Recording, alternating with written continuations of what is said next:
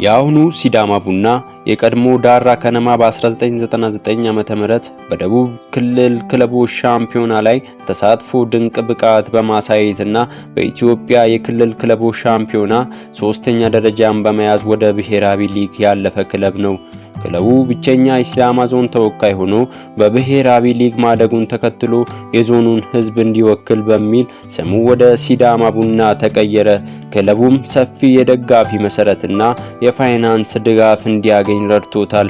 ሲዳማ ቡና ወይም ዳራ ከነማ በወቅቱ መቀመጫውንና የመጫወቻ ሜዳውን ይርጋለም ከተማ በማድረግ በደማቅ ደጋፊዎቹ ታጅቦ ከብሔራዊ ሊግ ተነስቶ በሁለት ዓመት ውስጥ ወደ ኢትዮጵያ ፕሪሚየር ሊግ የመግባት ስኬት ክለቡ በኢትዮጵያ እግር ኳስ ውስጥ በፈጣን እድገት እንዲታወቅ አድርጎታል። ከ2000 ዓመተ ምህረት እስከ 2010 ዓመተ ምህረት በይርጋለም ከተማ የቆየ ሲሆን በዚህ ወቅት በተለይም በሜዳው ለሁሉም የፕሪሚየር ሊጉ ክለቦች እጅግ ፈታኝ እንደነበር ይታወሳል። በ2011 ዓመተ ምህረት መቀመጫውንና የመጫወቻ ሜዳውን ወደ ሐዋሳ ከተማ ያዘዋወረ ሲሆን በዚህ ዓመት በክለቡ ታሪክ ከፍተኛ ውጤት ያስመዘገበ ሲሆን ክለቡም ሊጉን በታላቅ ፉክክር በሁለተኛ ደረጃ ይዞ አጠናቋል። ክለቡ በ2017 ዓመተ ምህረት በኢትዮጵያ ዋንጫ ወላይታ ዲቻን 2-1 በሆነ ውጤት አሸንፎ በክለቡ ታሪክ ትልቁን ስኬት ቢያስመዘግብም በተጫዋች ተገቢነት በሚል ዋንጫውን ከወራቶች በኋላ ፌዴሬሽኑ በወሰነው ውሳኔ ለወላይታ ዲቻ መሰጠቱ ይታወሳል።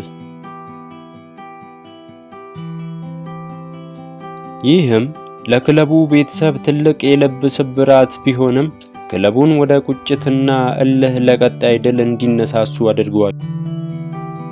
በአሁኑ ሰዓትም አምና ያጣውን የኢትዮጵያ ዋንጫ ከወልዋሎ አዲግራት ጋር ለፍጻሜ ያለፈ ሲሆን ሊጠናቀቅ 4 ጨዋታ ብቻ በቀረው ፕሪሚየር ሊግ ከተከታዩ መቻል በ8 ነጥብ ከፍ ብሎ ከዋንጫው በቅርብ ርቀት ላይ ይገኛል።